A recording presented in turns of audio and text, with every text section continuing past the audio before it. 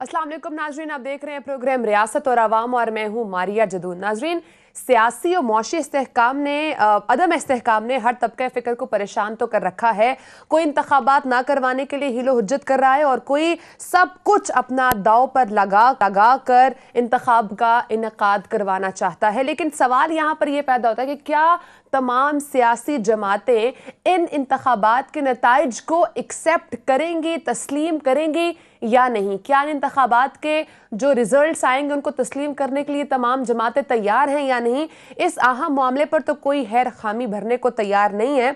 तो ऐसी सूरत हाल में क्या इंतखाबात इन तमाम मसाइल का हल हो सकते हैं या कैसे हो सकते हैं, इस पर भी बात करेंगे। उसके साथ साथ इस वक्त मुल्क में दहशत गर्दी फिर से सर उठा रही है। कलअदम तंजीम के कातलाना हमलों और तशद्दुद में कोई कमी नहीं नजर आ रही है। मुल्की मसाइल की दलदल में मुल्क जो है वो इस वक्त धंसता चला जा रहा है। KPK के बाद रोशनियों के शहर में दहशत गर्दी ने कई सवालात को जो है वो जन्म भी दिया है। ऐसे में सियासतदान एक दूसरे पर कीचड़ उछालते नजर आ रहे हैं और इस चक्कर में अदलिया को भी मुतनाज़ बनाया जा रहा है। आए रोज़ ऑडियो रिकॉर्डिंग्स आई जा रही हैं और इससे आला अदलिया को तनाज़ात में घसीटा भी जा रहा है। रिकॉर्डिंग्स असली हो या नकली, ये एक अलग सवाल है, लेकिन यहाँ पर सवाल ये भी पैदा होता है कि इन्हें रिकॉर्ड किया किसने है। क्या हुक्मरानों ने खुद हरीफ सियासतदानों की फ़ोन कॉल्स टैप करने की इजाज़त दी? इस गैर कानूनी अमल में जो कोई भी मुलव्विस है उसका एहतसाब क्या नहीं होना चाहिए? और कितने जज, ब्यूरोक्रेट, सियासतदान इन तमाम लीक्स के खौफ से ब्लैकमेल होते रहेंगे, ये एक और बड़ा सवाल है। और आखिर इस मामले ने कहीं ना कहीं तो रुकना है और किसी ना किसी को तो इसका आगाज़ करना ही होगा। इन तमाम इश्यूज़ पे बात करेंगे। मेरे साथ स्टूडियोज़ में मौजूद हैं काफ़ी तजियाकार अनवर रज़ा साहब और हमें स्काइप के थ्रू ज्वाइन कर रहे हैं सूबाई वज़ीर सिंध, उनका ताल्लुक पाकिस्तान पीपल्स पार्टी से है, नवाब तैमूर तालपुर साहब। सर बहुत शुक्रिया, आपने प्रोग्राम को टाइम दिया। सर कहिएगा, कराची पुलिस ऑफिस पर जो हमला हुआ उसमें हमने देखा पुलिस और रेंजर्स के समेत 4 एहलकार जो है वो शहीद भी हुए, 3 दहशतगर्द हलाक हुए। अल्लाह का शुक्र है कि बड़ी तबाही तो नहीं हुई, लेकिन वज़ीर आला सिंध की बात उन्होंने बड़े अहम स्टेटमेंट दी। वो ये कह रहे हैं कोई थ्रेट तो नहीं था, लेकिन देखेंगे गलती हुई कहाँ पे है। इतना बड़ा सिक्योरिटी लैप्स हो गया, क्या सिंध गवर्नमेंट को इसका इल्म नहीं था?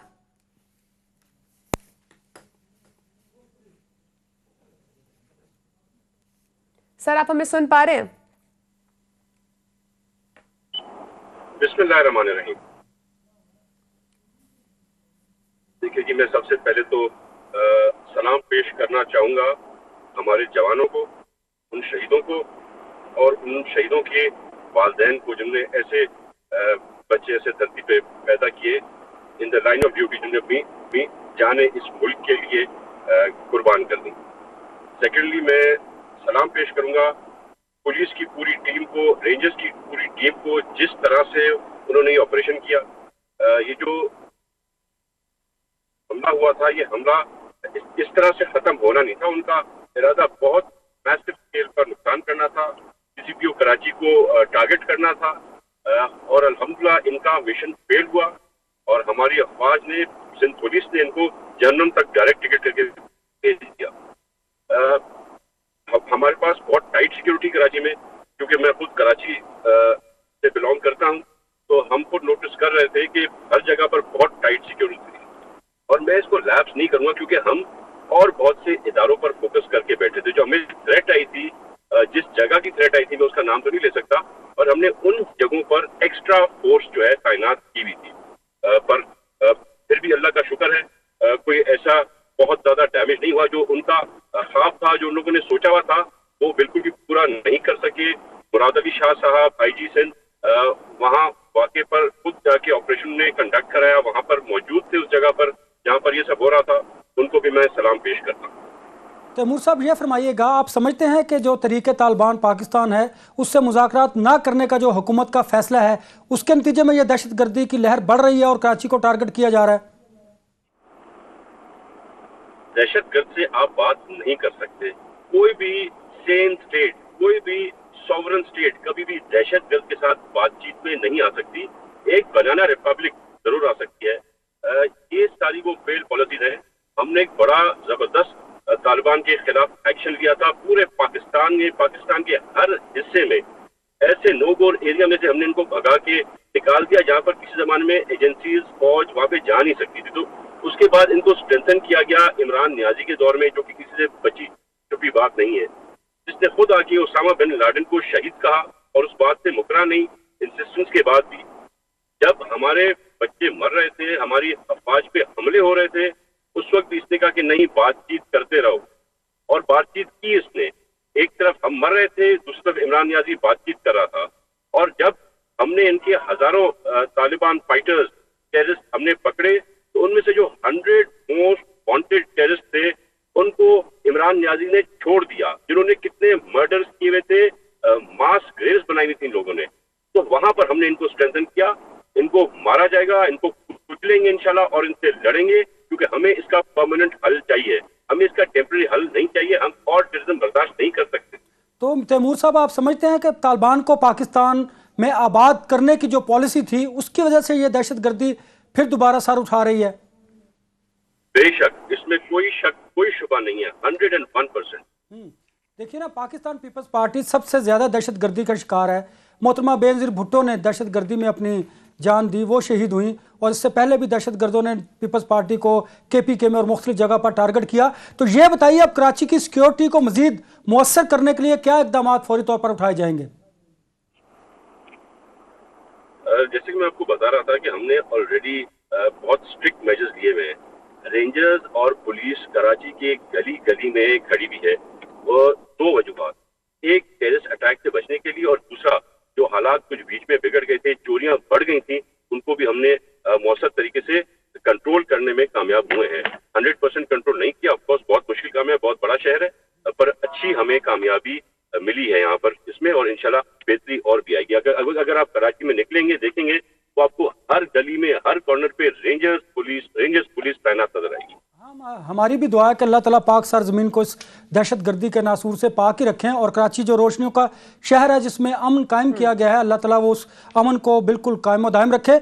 मेरा आपसे ये पॉलिटिकल एक क्वेश्चन है कि जो ऑडियो लीक्स आजकल आ रही हैं, आप समझते हैं कि इन ऑडियो लीक्स से मुतालिक जो है वो तहकीकात होनी चाहिए कि कौन है जो इनकी जो ऑडियो जो सियासतदान है उनकी कॉल टैप्स करता है?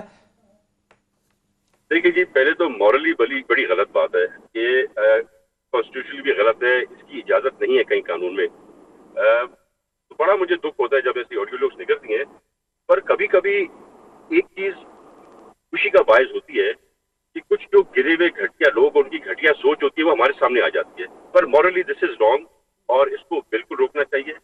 मुझे नहीं पता कैसे ऑडियो लीक्स हो रही हैं, क्यों हो रही हैं, और खसूसन एक क्लेम है माइक्रोसॉफ्ट का और अपना इसका व्हाट्सएप का कि व्हाट्सएप कॉल्स जो है वो ट्रेस हो ही नहीं सकती। तो ये कैसे हो रहा है, क्या हो रहा है, मुझे ये तो पता है।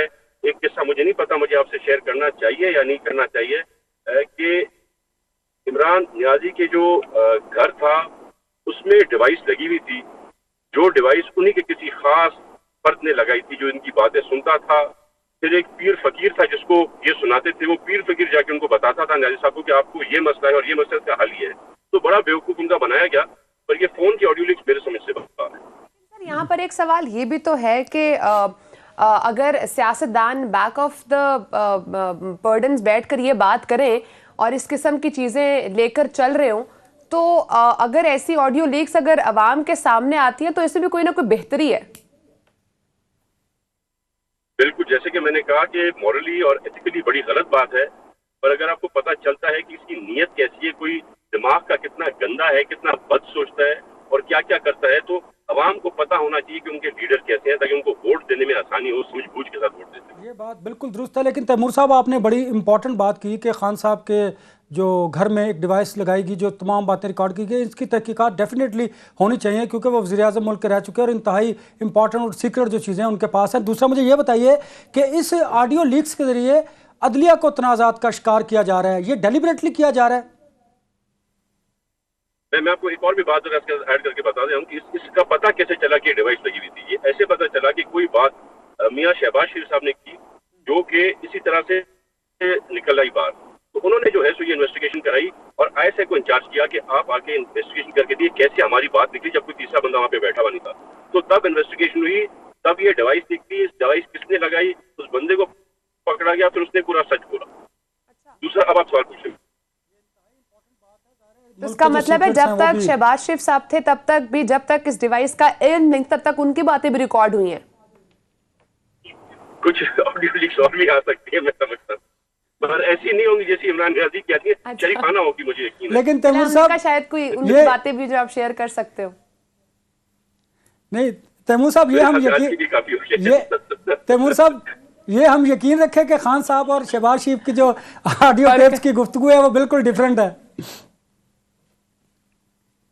जी बिल्कुल, बड़ी शरीफाना, बहुत पराना, उस किस्म की आपको इंटरेस्टिंग वाली नहीं मिलेंगी वहाँ। हमारी खबर नहीं बनेगी। खबर बनेगी पर सीक्रेट खास नहीं है। खबर नहीं बनेगी। हाँ, लेकिन आपने ये खबर तो दे दी कि खान साहब को तो देखना पता भी नहीं चला और उनकी ऑडियो जो है वो टैप होती रही। खैर, ये बात अपनी जगह पर। मुझे ये बताइए, कराची में इस वक्त जो दहशत गर्दी के बाद लोगों में क्या एक तासुर पाया जाता है, और दूसरा ये भी साथ साथ ऐड कीजिएगा कि अब वहाँ पर जो सैलाब से मुतासर लोग हैं उनकी क्या सूरत हाल है? हमारे चंद अज़ला हैं जिनमें अभी तक सैलाब की सिचुएशन है। बाकी हमारा जो 90% सूबा है सिंध का, वो सैलाब से अब मुतासिर नहीं है, और जहाँ पर मुतासिर है वहाँ पे बड़ा अच्छा ख्याल किया जा रहा है, क्योंकि अब रिसोर्सेज हमारी अभी तक फारिग हो गई हैं, हमारी पुलिस बहुत एरिया से फारिग हो गई है, हमने डॉक्टर्स को डिप्लॉय किया हुआ है जहाँ जहाँ पर हमारे कैंप्स लगे हुए हैं, तो एक बेहतर सिचुएशन है। अब जो लोग हैं उनके पास भी हम जाते हैं तो वो बड़ा अच्छी एक रवायत से आपको मिलता है। बस तकलीफ यही है लोगों को कि वो चाहते हैं कि पानी निकले और वो वापस अपने घरों की तरफ मुतमिन हो। तो उसके अलावा इट इज ऑल, बाकी आपने बात की जो कराची के लोगों की, कराची के लोग जो बड़े बहादुर लोग हैं, ये वही लोग हैं जिन्होंने गैंग वॉर्स देखी MQM के जमाने में, फिर जो है जो गैंग वॉर यारी की होती थी, तो बड़े बहादुर लोग हैं, उन्होंने इनसे पहले भी कोप किया है। और कराची की आवाम ने जिस तरह से पाकिस्तान पीपल्स पार्टी को वोट दिए हैं, जिस तरह से सिंगल लार्जेस्ट मेजोरिटी बनाया है, तो आप यकीन कर सकते हैं कि उनको उनकी हुकूमत पर एतबार और भरोसा है, और हम इंशाअल्लाह ताला इस भरोसे के कभी भी ठेस देने नहीं देंगे। जो भी वसाइल हैं हर तरह से इस्तेमाल किए जाएंगे, टेररिज्म के खिलाफ और इन चोरियों चकारियों के खिलाफ। सर, एक तरफ जहाँ पर सिक्योरिटी का इस वक्त मसला पाकिस्तान में बनता जा रहा है, वहीं पर एक मसला इस वक्त मौशी अदम इस्तेहकाम का भी है। ख्वाजा आसिफ साहब बड़ा कैटेगोरिकली कह रहे हैं कि मुल्क जो है वो ये तो अब बातें हो नहीं रहा, हो चुका है। ऊपर से फिर अब हम मानते हैं कि IMF के साथ ये जो मुआहिदा है स्टाफ लेवल वाला, वो भी होने जा रहा है, लेकिन महंगाई में मजीद इस वक्त हम इजाफा होते हुए देख रहे हैं। पेट्रोल की प्राइसेस बढ़ी और भी बहुत कुछ इस वक्त जो है वो उसके इन रिवर्स जो है वो देखेंगे बढ़ता हुआ। तो इस हवाले से हुकूमत अब क्या कर रही है, किस तरह की स्ट्रैटेजीज, क्या प्लानिंग रख रही है? अब मुआहिदा तो हो चुका है और मिनी बजट भी आ चुका है।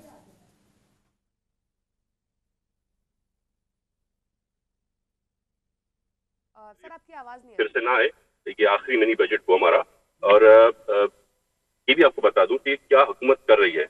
हुकूमत ने ये किया है कि जो इमरान न्याजी ने जो कमिटमेंट्स की थी, उसमें जो GST हमने 1% बढ़ाया है ना, वो 3% था। 3% पे इमरान न्याजी और उसकी टीम ने इनको यस और गो एड दिया था, उसको हम 3 से वापस लेके 1% पे लाए। जो कहना इतना टाइम क्यों लग रहा है, डील कर दो एकदम से, हम डील नहीं कर सकते थे क्योंकि अवाम 3% पे नहीं दे सकती, तो हम उनको वापस 1% पे लाए।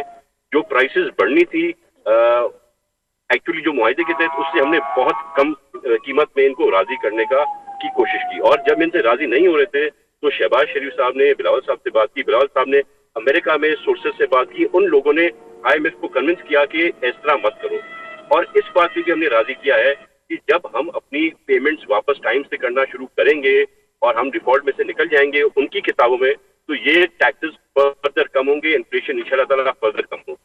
तैमूर साहब, एक बड़ा अहम सवाल है सियासी, उसके बारे में ज़रा बताइएगा कि खान साहब ने 22 फरवरी को जेल भरो तहरीक का ऐलान किया। पंजाब में तो जेल भर दी जाएंगी, क्या कोई गुंजाइश है सिंध में कि उन लोगों को वहां पर ट्रांसफर कर दिया जाए?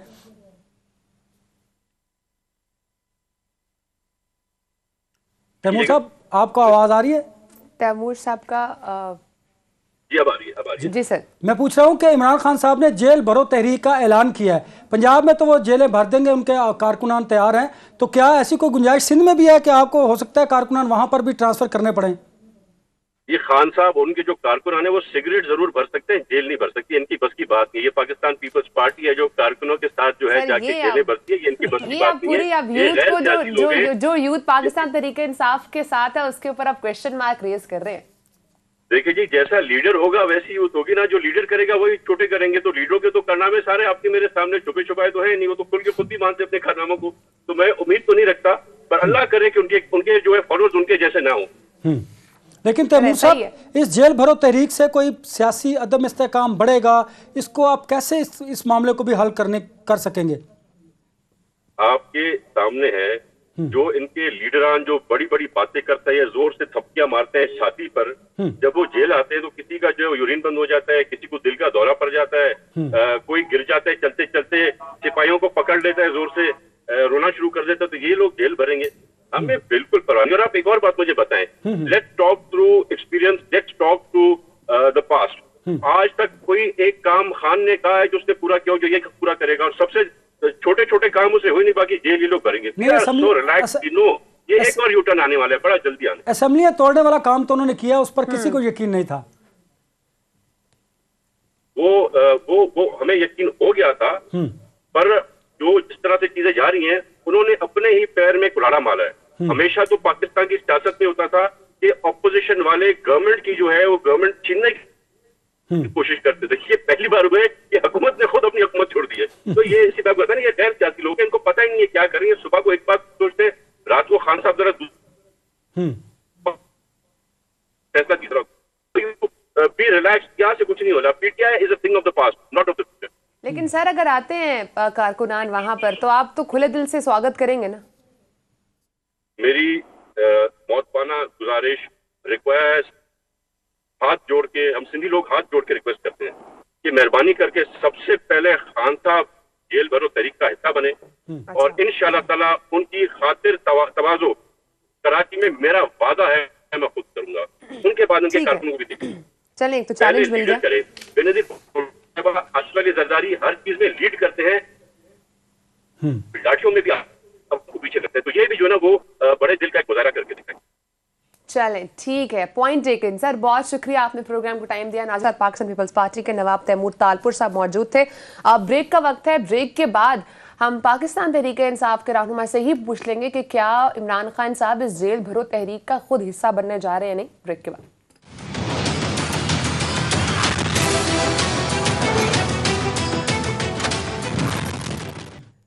Welcome back. नाजरीन, प्रोग्राम के इस हिस्से में हम उन ऑडियो लीक्स पे बात करेंगे जो हर दूसरे दिन के बाद हम देख रहे हैं कि एक नई रिकॉर्डिंग मंजर आम पर आती है, फिर एक नई डिस्कशन शुरू हो जाती है। सबसे पहले मैं चाहूंगी जो यास्मीन राशिद साहबा की जो ऑडियो लीक हुई है वो जरा प्रोड्यूसर साहब प्ले कर दे, फिर हम उस पर बात करते हैं।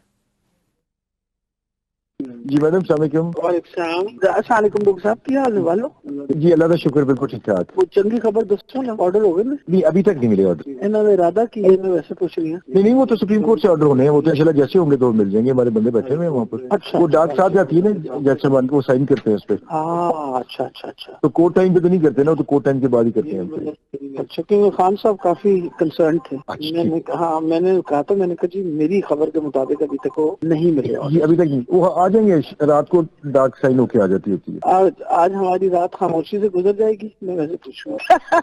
अल्लाह ताला खैर करे, अल्लाह ताला करम करे। मैंने कहा मुश्किल सवाल आपको डाल दिया आते सारी। अल्लाह ताला करम करे, अल्लाह करम करेगा अपना। ठीक है, चले, अल्लाह ताला करम करेंगे। नाज़रीन, हमारे साथ मौजूद है पाकिस्तान तहरीक इंसाफ के रहनुमा अमजद खान नियाजी साहब। सर, बहुत शुक्रिया, आपने प्रोग्राम को टाइम दिया। सर, ठीक है, ऑडियो लीक्स होती रहती हैं, हम ये भी मानते हैं कि एथिकली ठीक नहीं है, बट हर दफ़ा ऑडियो लीक्स में हम ये क्यों देखते हैं कि या तो किसी आला अदलिया के किसी जज को बीच में घसीटा जा रहा होता है, या हम किसी ऐसे स्टेक होल्डर का नाम देखते हैं जो वाकई में इस मुल्क के अंदर जिनकी पहचान होती है। सर, हर दफ़ा ऐसे क्यों होता है? बिस्मिल्लाहिर्रहमानिर्रहीम। अगर ऑडियो लीक्स पे सियासत चल रही है या ऑडियो लीक्स पे पाकिस्तान की तरक्की का राज मुज़महिर हो गया, तो फिर हमारा अल्लाह ही हाफिज है इस पाकिस्तान का और पाकिस्तान की मईशत का। ये बदकिस्मती है कि ये जो ऑडियो लीक्स पता नहीं अब फेक है, डीप फेक है, क्या है, इसकी कोई हकीकत भी तो नहीं पता चल रही। और जिस तरीके के साथ ये आ रही है मैं समझता हूँ कि ये कोई अच्छा साइन नहीं है जमहूरियत के लिए। अगर हमने अपने इदारों को मजबूत करना है, रूल ऑफ लॉ लेके आने, तो इन चीज़ों से अभी हम बहुत आगे। आपको याद होगा सदर निक्सन थे जिसको ऑडियो लीक्स पे, मेरे ख्याल में सदर निक्सन ही थे ना मेरे ख्याल में, जी जी, जिसको हटा दिया गया था और वह प्रेसिडेंट ऑफ अमेरिका था।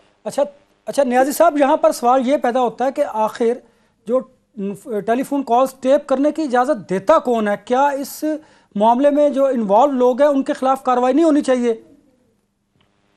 तो मुझे एक मिसाल तो बड़ी फिट नजर आ रही है। यहाँ पे इजाजत, वो एक सिख गुजर रहा था किसी रास्ते से, तो किसी उसने वहां पे जो सिपाही खड़ा था उससे पूछा कि मैं गुजर जाऊं, उसने कहा अभी खड़ा रहे। तो उसने शाम तक वो खड़ा रहा, तो शाम को पूछा मैं सही गुजर जाऊं, तो उसने कहा तुमने पूछा क्यों था?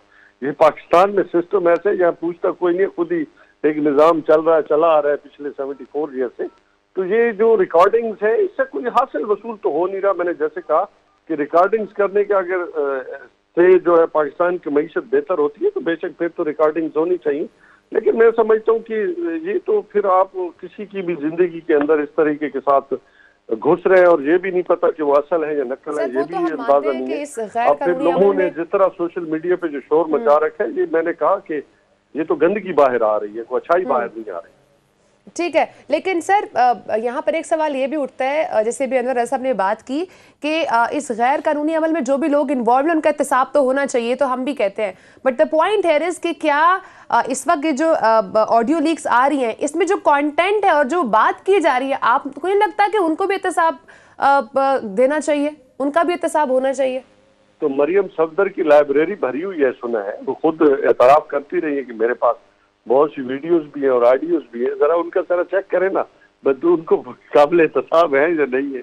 लेकिन नियाजी साहब, आप नहीं समझते इन ऑडियो लीक्स के जरिए जो आला अदलिया है उनको मुतनाज़ा बनाया जा रहा है, या कुछ सोचे समझे मंसूबे के तहत ये सब कुछ लीक्स की जा रही हैं ऑडियोज? इदारों पे हमला तो है, इसमें कोई दूसरी राय तो नहीं है ना कि अदलिया को या तो प्रेशराइज किया जा रहा है नून लीग के मीडिया सेल की तरफ से, तो ये डी फेक्स और फेक्स जो ऑडियोज आ रही हैं और वीडियोज आ रही है, तो लाजमी बात है कि इससे वो समझते हैं कि मे भी हम इनको अंडर प्रेशर लेके आए और इनको मुतनाज़ा बनाए। अगर इतने बड़े ओहदे पे बैठे हुए हमारे जो आला अदलिया के जो जजेस साहबान हैं, उनके अगर करेक्टर्स पे और उनके कंडक्ट पे इतने बड़े सवाल उठ जाए, तो लाजमी बात है कि जो इंसाफ देने वाला इतना बड़ा इदारा है वो तो धड़ाम से गिर जाएगा। और पाकिस्तान की मैं समझता हूँ कि जो आपके 3 पिलर्स हैं स्टेट के, तो अगर उसमें से जो सबसे बड़ा आपका अहमियत का हामिल है, ठीक है, पार्लियामेंट पावर प्लांट है आपका, लेकिन अदलिया जिसने कौम को और मुल्क के अंदर इंसाफ के निजाम को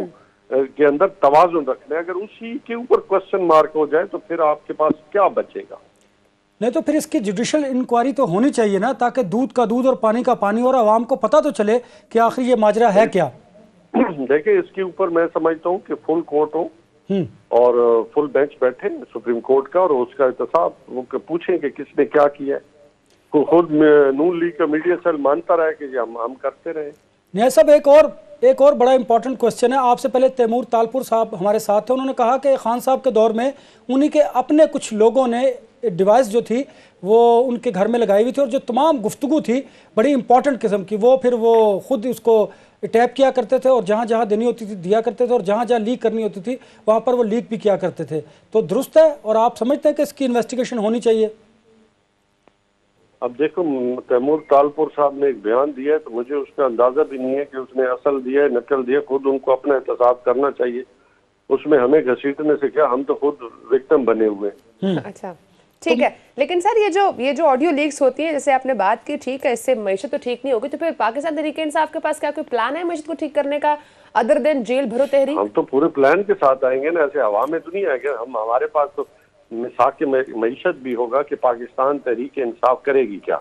हम जो प्लान लेके आएंगे, पहले भी अल्हम्दुलिल्लाह 2018 में आपकी डेडलाइन थी, हमें जो उस वक्त भी रिजर्व मिले, हमने उसको बूस्टअप किया, रिकवरी में आए, स्टेबल किया कारोबार, और फिर आपकी बंद इंडस्ट्री जैसे टेक्सटाइल थी, कंस्ट्रक्शन थी, उसके अलावा लार्ज मैन्युफैक्चरिंग इंडस्ट्री थी, उसको उठाया था। और फिर अल्हम्दुलिल्लाह इन्हीं के 2022 के जो इक्तिसादी सर्वे है उसमें भी ये जो सारे सर्वे जारी हुआ कि पाकिस्तान तहरीक इंसाफ की गवर्नमेंट में या 2021-22 के अंदर आपका जीडीपी जो ग्रोथ रेट है वो 6% पे गया। अब इनका जो ग्रोथ रेट है वो 2% पे आ गया, तो आप डिक्लाइन में कितना आए। हम जो कह रहे थे कि अगर गवर्नमेंट को चेंज किया गया, रजीम चेंज के नतीजे में आपने देखा कि आपकी पूरी इकोनॉमी तो बैठ गई है। आज हमारे हटाने से हुआ क्या कि आज आपका तमाम पहिया जो चल रहा था वो रुक गया है। आज आपका ट्राई पोर्ट पे आपकी एलसीज नहीं खुल रही, आपके कंटेनर नहीं रिलीज हो गए, लाइफ सेविंग ड्रग्स नहीं है आपके पास जो पेट्रोलियम मसनूआतें दुनिया में आज कम हो रही है, पाकिस्तान में कम ज्यादा हो रही है।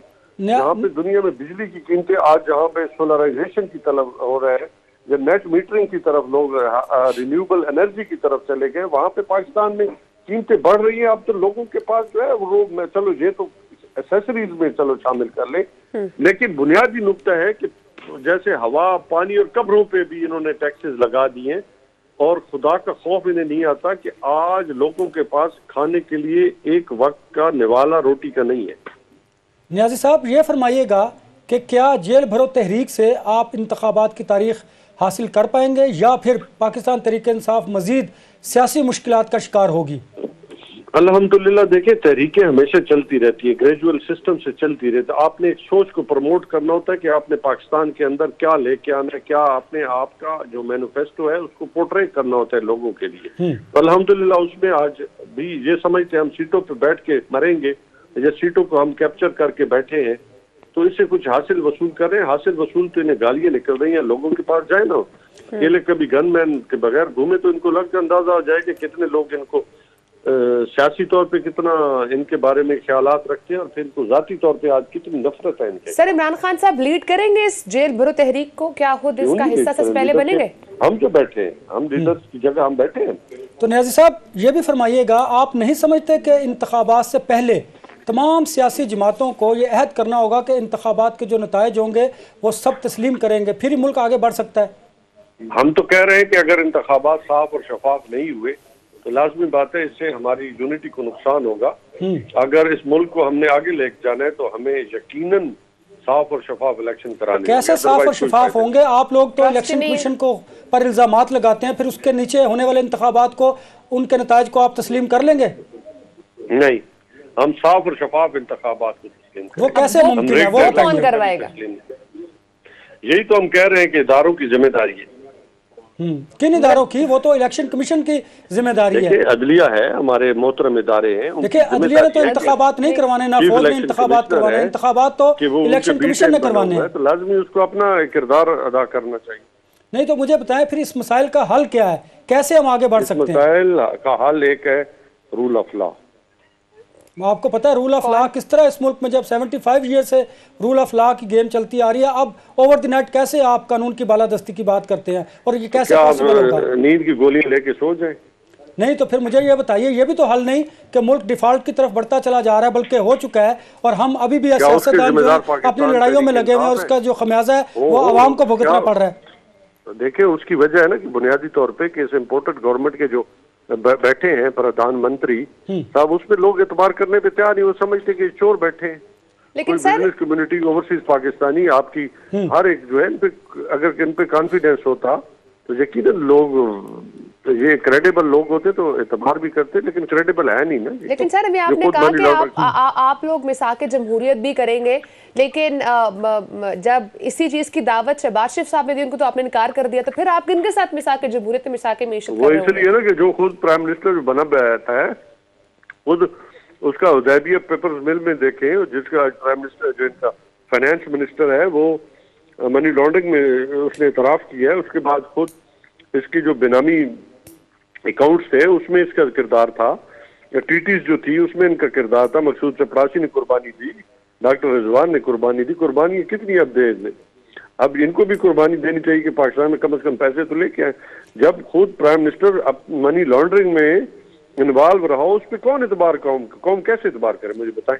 नियाजी साहब ये बताइएगा कि जब आप सियासतदान अपने फैसले अदलिया या एस्टेब्लिशमेंट पर छोड़ते हैं तो आप नहीं समझते जमहूरियत को भी नुकसान होता है? और हम तो कहते हैं कि एस्टेब्लिशमेंट को पाकिस्तान के अंदर एक मुस्बित किरदार अदा करना चाहिए। हमें पूरी तवक्को है, हमें अपने नए आर्मी चीफ से कि हमारी सोच मुस्बित है और अदलिया का काम है इंसाफ के तकाजों को पूरा करना। नहीं, इदारों पर एतबार तो तब होगा जब आप इदारों की तौकीर और एहतराम करेंगे। आईनी इदारों पर तो आप लोग सारे इल्जामात लगाते हैं। अगर अदलिया हम कहते हैं इदारे गलतियां नहीं करते, नहीं गलतियां करते हैं, लेकिन अगर आप इदारों को मजबूत नहीं करेंगे तो फिर हम आगे कैसे बढ़ेंगे? मेरी बात सुन ले, इदारे हमेशा अपना काम करते हैं जी। इदारों को सम टाइम चलाने वाला जो फर्द होता है वो गलतियां करता है, वो ब्लंडर करता है, जिसकी वजह से कुछ चीजें मुतनाज़ा हो जाती हैं। तो नियाज़ी साहब, आप समझते हैं कि माजी की गलतियों को दोहराकर आप आगे बढ़ सकते हैं, या आप पर इदारों को जो बाकी लोग हैं वो एतबार कर सकते हैं? देखिए, इदारों को हमने कौन सी ऐसी गलतियां की? हमने तो मईशत को उठाया है, हमने पाकिस्तान को एक सॉवरन मुल्क बनाने की हद्दुल इम्कान कोशिश की है कि वो अपने फैसले खुद कर सके। तो ये हमारी अगर गलतियां हैं तो फिर ऐसी गलतियां तो हम करते रहेंगे। तो वे फॉरवर्ड क्या है इस मुल्क को माशी दहशतगर्दी और सियासी अदम इस्तेहकाम से निकालने के लिए? रूल ऑफ लॉ एंड बात की है मैंने, एंड वर्क फॉर पाकिस्तान। ठीक है, पॉइंट टेकन सर, बहुत शुक्रिया, आपने प्रोग्राम को टाइम दिया। नाज़रीन, हमारे साथ मौजूद है पाकिस्तान तहरीक-ए-इंसाफ अमजद खान नियाज़ी साहब। अनवर रज़ा, जब पाकिस्तान तहरीक-ए-इंसाफ की से बात की जाती है तो वो रूल ऑफ लॉ की तो बात करते हैं, लेकिन जब खुद रूल ऑफ लॉ फॉलो करने की बारी आती है तो फिर ऑडियो लीक सामने आ जाती है। बात दुरुस्त है। देखिए, rule of law over the night तो नहीं होगा। आइन की बालादस्ती, कानून की बालादस्ती का आगाज़ किसने तो करना है। जब आप ख़ुद पार्लियामेंट से बाहर चले गए हैं, जब आप इदारों की इज़्ज़त और तौक़ीर नहीं करेंगे, इदारों को कमज़ोर करने की कोशिश करेंगे, तो मुझे बताइए इस मुल्क में रूल ऑफ लॉ कहाँ से आएगा? और दूसरी बात कि जिस इदारे पर, आइनी इदारे पर आप तनकीद करते हैं, ठीक है, गलतियाँ इदारों से होती हैं, फिर जब आप उनके नीचे इंतखाबात करवाने की बात भी करते हैं और उनके नताइज को तस्लीम करने की बात नहीं करते, तो ये एक लॉजिकल बात है कि फिर आम इंतखाबात के बाद कैसे मुल्क आगे बढ़ पाएगा? फिर तो देखिए, जो हारने वाला होगा वो कहेगा ये साफ शफाफ इंतखाबात नहीं थे, मैं इसको तस्लीम नहीं करता, वो आने वाली हुकूमत को काम करने नहीं देगा। तो मैं तो ये कहता हूँ कि हमें बीइंग ए पाकिस्तानी सबको ये अहद करना चाहिए कि सियासी जमातों को, कि आप लोगों को इंतखाबात से कबल ये अहद करना चाहिए और रिटर्न ये लिख के देना चाहिए, आप अदलिया को दीजिए, एस्टैब्लिशमेंट को दीजिए, ताकि आप खुद कहते हैं कि वो पॉजिटिव किरदार अदा करें कि आने वाले इंतखाबात के नताइज सब जमातें तस्लीम करेंगी। जो जमातें तस्लीम नहीं करेंगी उन पर उनको ये पनिशमेंट होगी और उनके खिलाफ ये पेनल्टी फिक्स की जाएगी, क्योंकि अब ये मुल्क की बात है, अब ये सिर्फ सियासत की या जमहूरियत की बात नहीं। देखिए, अब ये मुल्क की बका की बात है। माशी तौर पर आप बिल्कुल तबाह हो चुके हैं, दहशतगर्दी सर उठा रही है, अवाम बेहाल हैं, इतने मसाइल हैं। इन मसाइल पर अगर आप सीरियसली मुज़ाकरात नहीं करेंगे, अगर आप एक प्लेटफॉर्म पर नहीं आएंगे, तो मैं समझता हूं कि फिर किसी सियासी जमात के हिस्से में कुछ नहीं आएगा। लेकिन इन्होंने सब जैसे न्याय साहब ने बात की, वो कहते हैं कि हम चाहते हैं इंतखाबात हों, लेकिन फ्री एंड फेयर इलेक्शंस हो, और फिर उसके लिए फिर अदलिया और एस्टैब्लिशमेंट की तरफ देख रहे हैं कि वो सब फ्री एंड फेयर इलेक्शंस करवाएं। तो उनका तो काम नहीं है इंतखाबात करवाना। फिर जब उनकी इन्वॉल्वमेंट होगी तो फिर पाकिस्तान तहरीक-ए-इंसाफ यहाँ पर एक नया प्रोपेगेंडा लेकर आ जाएगी कि ये इंतखाबात फ्री एंड फेयर नहीं हुए हैं। इसमें यही बात तो हम उनसे कर रहे थे कि देखिए, ये काम इलेक्शन कमीशन ऑफ पाकिस्तान का है कि वो इंतखाबात करवाएं। अगर अदलिया या एस्टेब्लिशमेंट इंटरफेयर करेंगे तो फिर ये मुमकिन नहीं कि आप लोग ना कहें कि ये साफ शफाफ इंतखाबात नहीं होंगे, क्योंकि हमने माजी में देखा, माजी करीब में देखा कि जब जिसके खिलाफ फैसला आता है वो अदलिया पर तनकीद करता है, और जब किसी के हक में कोई फैसला आता है तो फिर वो अदलिया की शान में कसीदे पढ़ने शुरू कर देते हैं। अदलिया को, इस्टेब्लिशमेंट को, इदारों को, ब्यूरोक्रेसी को, सबको अपना काम करने दीजिए। आइन में सबकी जो हदूद है वो डिटरमिन की गई हैं, किसी को अपनी हद से बाहर नहीं आना चाहिए। सियासतदानों को अपनी गलतियों को दुरुस्त करने की जरूरत है। देखिए, अब भी सियासी जमातें जो हैं, किसी को सूट करता है कि वो एस्टेब्लिशमेंट की तरफ रुख करता है, किसी को सूट करता है वो अदलिया की तरफ जाता है। देखिए, अगर आप अवामी अदालत में नहीं जाएंगे, अवाम के सामने खुद को एहतसाब के लिए पेश नहीं करेंगे, तो फिर यही हालात रहेंगे। ना तो सियासी जमातों में जमहूरियत परवेल करेगी और ना ही जो हालात हैं वो पोलिटिकली बेहतर होंगे। फिर इस तरह लूंगी लंगड़ी जो जमहूरियत है वही आगे चलती चली जाएगी। अब जो सिचुएशन है, इस सिचुएशन में सबसे ज्यादा जो नुकसान है वो पाकिस्तान को हो रहा है। आपको पाकिस्तान के नुकसान को ओवरकम करने की जरूरत है, और उसके लिए आपको बर्दाश्त की जरूरत है। अदम बर्दाश्त के कल्चर को आपको खत्म करना है, यह सियासतदानों ने खत्म करना है। इसमें जो मीडिया का किरदार है वो पॉजिटिव चीजों को जरा आगे लेके आने की जरूरत है। हम भी करते हैं, हम चाहते हैं कि सियासतदान स्टेप लें, पहला कदम उठाएं, हम उनके साथ हैं। हम चाहते हैं कि मुल्क जो है वो इस वक्त तरक्की करे। इस वक्त जो सूरत हाल है, हमें उस सूरत हाल से निकलने की ज़रूरत है। हम तो कह सकते हैं, हम लोगों में मोमेंटम कायम कर सकते हैं, बता सकते हैं कि अब सिचुएशन बड़ी ख़राब है, इसको बेहतर करने के लिए हमें यह किरदार अदा करने की ज़रूरत है। सिर्फ सियासतदान नहीं, इस्टेब्लिशमेंट को, अदलिया को, मीडिया को, तमाम इदारों के साथ साथ जो ज़्यादा बेसिक जिम्मेदारी है वो आवाम की है, क्योंकि आवाम जब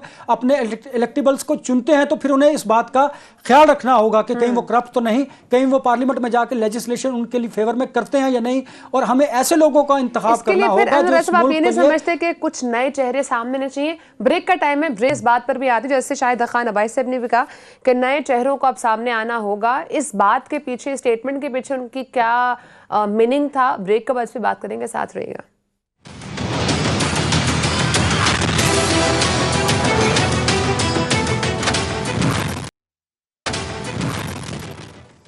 वेलकम बैक नाज़रीन। अनवर ऐसा पाकिस्तान तहरीक इंसाफ की अगर बात की जाए, वो मिसाके जमहूरियत, मिसाके मैशत के लिए तैयार तो हैं, लेकिन जब उनसे यही हुकूमत जो इस वक्त मौजूदा हुकूमत है, जब वो इनसे इस टॉपिक पे बात करती है तो पाकिस्तान तहरीक इंसाफ हमेशा बैक ऑफ क्यों कर जाती है? देखिए, वो मिसाके जमहूरियत या मिसाके मैशत के लिए बिल्कुल तैयार नहीं। अगर ऐसी बात होती तो वो बिल्कुल जेल भरो तहरीक का ऐलान न करते खान साहब, बल्कि वो मुज़ाकरात की मेज़ पर आते। देखिए, ये जेल भरो तहरीक का जो ऐलान किया गया है, ये बेसिकली दबाव डालने की कोशिश की गई है कि किसी न किसी तरीके से वो इदारों पर दबाव डालें, और वो ये बावर करना चाहते हैं कि वो आवाम की ताकत के ज़रिए या इस तरह दबाव डालकर इंतखाबात की तारीख हासिल कर लेंगे। देखिए, ये बात जो सियासी जमातें हैं वो ज़्यादा ग्रूम्ड हैं, जो इस वक्त हुकूमत में हैं, वो सारी ये तहरीकें चला चुकी हैं और वो सियासी दाव पेच को भी बखूबी जानते हैं।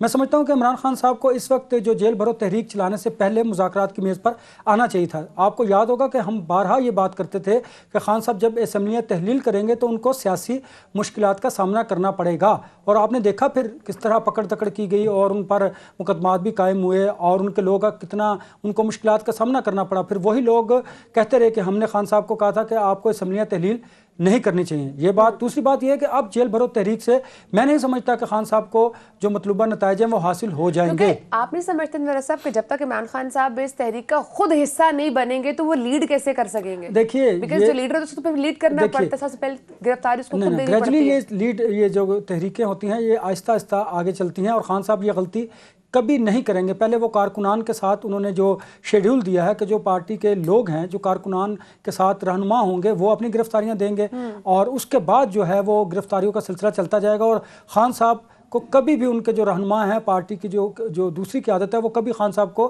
गिरफ्तारी का मशवरा नहीं देगी, और ना ही खान साहब गिरफ्तार होना चाहेंगे, क्योंकि खान साहब समझते हैं कि अगर वो गिरफ्तार हो गए तो पाकिस्तान तहरीक इंसाफ खासी कमज़ोर होगी। ये एक पॉलिटिकल मूव है कि वो समझते हैं कि शायद इस तरह करने से उनको कामयाबी हासिल होगी। खैर, सियासी जमातें इस तरह करती हैं, लेकिन खान साहब एक से एक के बाद एक गलती करते चले जा रहे हैं। मैं समझता हूँ कि खान साहब को अब भी इदारों को साथ कोऑर्डिनेशन को बेहतर करने की ज़रूरत है। उसी के नतीजे में उन्हें शायद इंतखाबात की तारीख भी मिल सकती है, क्योंकि जो मखलूत हुकूमत है पाकिस्तान मुस्लिम लीग नून जो बिल्कुल ज़्यादा स्टेक होल्डर हैं और बाकी जो जमातें हैं, इस वक्त वो अगर इंतखाबात में जाएंगे, ये बात खान साहब अच्छी तरह जानते हैं, तो उनको नाकामयाबी होगी और खान साहब कामयाब होंगे। इसलिए वो मखलूत जो हुकूमत है उसमें शामिल जमातें कभी भी नहीं चाहेंगी कि वो इंतखाबात में जाएं, पहली बात। दूसरी बात यह है कि इंतखाबात डेफिनेटली होने चाहिए, लेकिन क्या इंतखाबात इन मसाइल का हल है?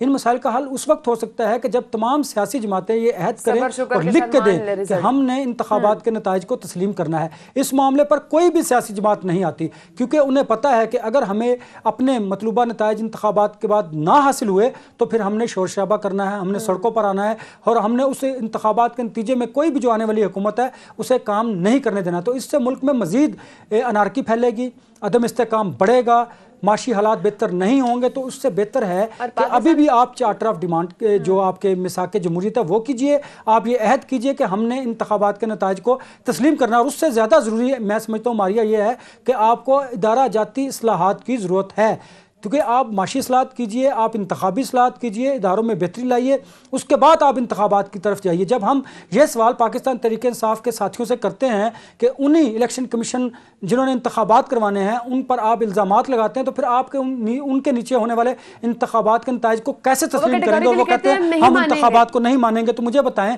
जब आप इंतखाबात को नहीं मानेंगे तो वो मसाइल का हल कैसे हो सकता है? इदारे मेक श्योर करें। फिर इदारे जब मेक श्योर करेंगे, अगर आप अदलिया की बात करते हैं, अगर आप फौज की बात करते हैं, अगर उन्होंने मुदाखलत की तो फिर ये इल्ज़ाम लगा दिया जाएगा कि फौज मुदाखलत कर रही है, अदलिया ने इंसाफ नहीं किया। देखिए, ये सवालात अपनी जगह पर मौजूद हैं और ये आने वाले दिनों में भी होंगे, इसलिए इन सवालात का जवाब आना ज़रूरी है और इनका तदारुक अब से करना ज़रूरी है, ताकि मुल्क को जो मुश्किलात हैं उनको ओवरकम किया जा सके और हम आगे बढ़ सकें। ठीक है, पॉइंट टेकन।